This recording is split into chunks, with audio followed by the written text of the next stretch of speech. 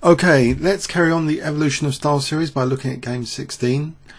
Alexander had suffered 2 defeats and he managed to draw in game 15. So was he able to fight back? He was still leading the match 6-4, but the 2 defeats might have been a little bit off-putting. So could he put Efim away? Okay, as black here, let's see what happened. So Efim Bogoljubov played d4, and we have a kind of Slav, or Queen's Gambit declined, you could say, e3, e6. So here with e3, that's a little bit more passive sometimes for this bishop, actually, if it's going to have like pin implications later. So e3 shuts in the bishop, and e6 of course shuts in this bishop. What's beautiful, I find, about this game is later these bishops are very, very nice. This one coming here and this one kind of liberated, so they're both pointing down later on these 2 complementary kind of diagonals.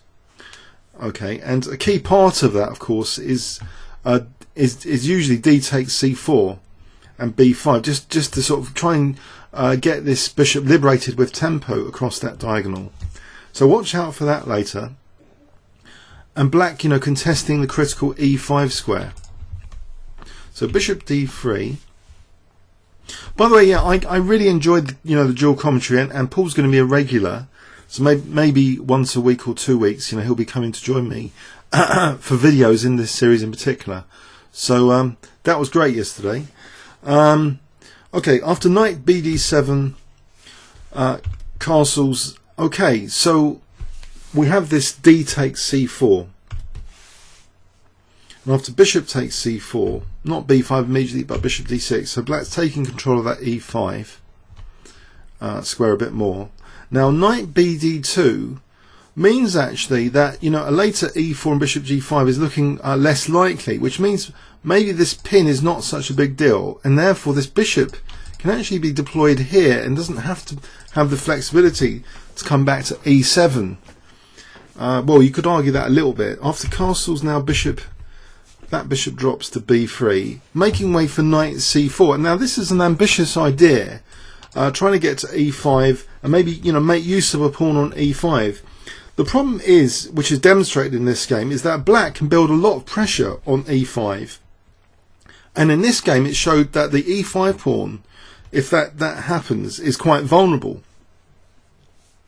Okay, so bishop c7. And now white persists with this plan, knight c4, and I'm not really sure it's that effective to get to the e5 square. So b6, and now rook e1.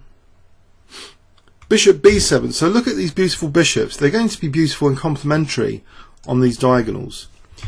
e4. And now b5, posing this question, does black really want to make use of the e5 square? Would he be able to hold on to a pawn on e5 if black did take on e5 and a pawn was left there? Why can't the knight just retreat back? Let's just add a Kb8 here just to make sure that okay, one of the preferred moves actually is knight just dropping back, or knight a3. Knight e5, well, black's already slightly better, believe it or not, but a lot better after knight e5. Well, more than these other 2 alternatives. Just dropping the knight back to either a3 or even d2. Sorry, d2 or even a3. a3 looks a bit weird, but dropping it back to d2 would have been a less ambitious choice here. But knight ce5 was played. So black exerts a lot of pressure now. After knight takes, there's some problems already. Okay, so one question here after d takes. I guess knight g4 is not so good. It will give white quite a few options. But knight d7, not only is more pressure being built on e5, but black has in reserve a possibility of queen b8 with a battery, a strong battery, on e5 as well later. Bishop f4. But for the moment, the queen is tied down to d7. But this is about to change. After c5, what does white do here now?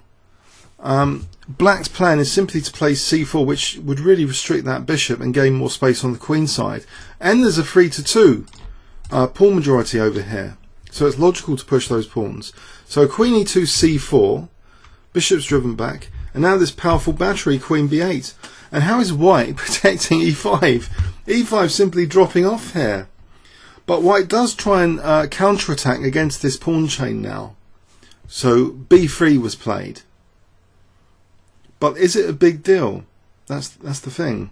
After c takes b, bishop takes. Now knight takes e5, threatening to win a piece actually, because knight takes f3 and then will be check, and then bishop takes f4. The problem is, if knight takes, bishop takes, queen takes, the queen would actually be protecting b5. So black has nabbed a pawn. He's a pawn up for not much. And there's a little bit of pressure on b5, that's all for the moment. So that's protected now, just with a6. And so black's got a very fine looking position. These bishops are kind of nice looking. One potential issue you could argue, is white going to get c-file pressure here, which will be useful. Bishop g3, stabilising against threats like knight f3 check, picking up the dark square bishop. Rook d8, counter-attacking in the centre.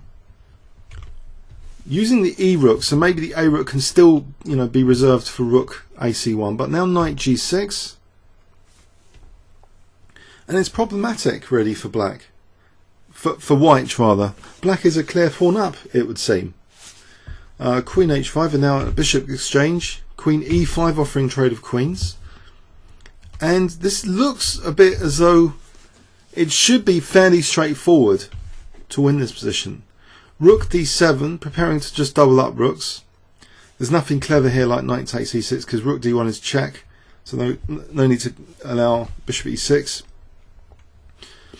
So knight c2, and now just king f8. The knight's actually protecting the rook anyway, so black can still prepare to double up rooks.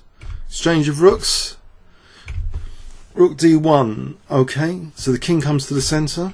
King f2, now rook c8. So seizing that c-file. Black's got an easy time of it. Either knight b6 to c4 or even knight c5. These all look fairly straightforward ways of increasing the advantage. g6 is played now. So maybe that's got the idea that e5 to evict that knight without allowing knight f5. g4, now e5. So knight c2, and if white's given time, then I suppose knight e3 and bishop d5, trying to get d5. But black just plays knight c5.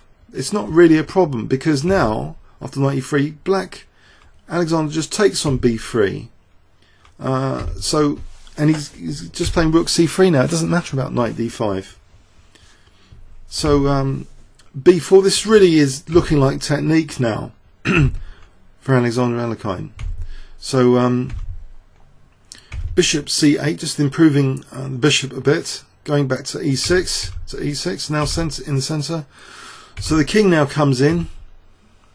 Bishop c4. The king can come to support a5 really and generate a passed pawn now. So king c6. Relinquishing the b4 pawn now, so 2 pawns down. It's really all over. I guess now, okay, there's e5, but these pawns can start to be used, and giving up e5 for a bit of time, and even f7, it doesn't matter now. So king b6, but actually f7 is protected here in any case from the bishop. Knight d7 check. Okay, this looks like technique. Now the pawns are being pushed. This is a very dangerous passed outside pawn. It's enough to win the game. So the bishop holds on to f7 actually, which is quite important. So a3, check, a2. Now rook b1 is a winning threat, basically, rook b1. And although white is queening, black is queening as well, and it's going to be check time for the white king after. So takes e7. So white's forcing through a queen on e8, but black's the one with the decisive checks. After Alexander, queens, white queens, without it being check. Now check, and the king is driven back, and it's going to be mated after queen e3. It's let's see actually. So this is the final position where Efim resigned. So say knight f3, what would be happening?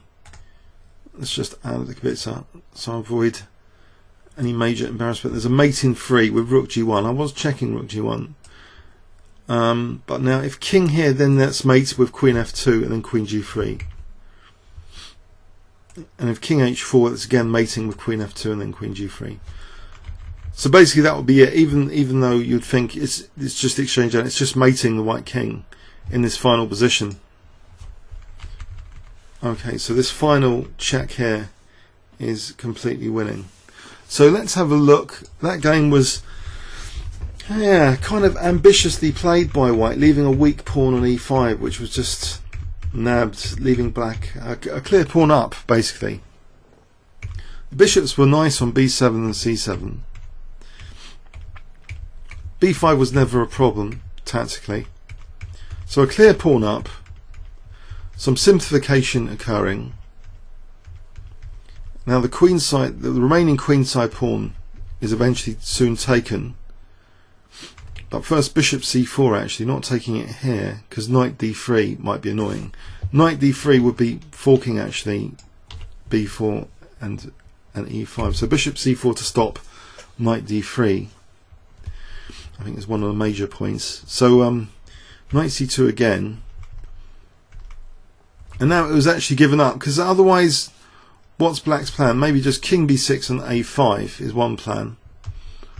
Okay, but so he's 2 pawns up, and now, okay, it's attempting to go for e5, but it's just e5, it's not f7 because f7 is protected. So we've got a dangerous outside a pawn to start pushing now, and it's with decisive effect. Basically, it's a winning a pawn. Comes down to a2, supported by the bishop, and now just in time after f5, we have the move rook b1. So the bishop's given itself up just to get that pawn there, supported for rook b1. To follow through with the queening of the pawn, which immediately kind of leads to the White King's mating net. Okay, hope you enjoyed that, and comments or questions on YouTube. Thanks very much.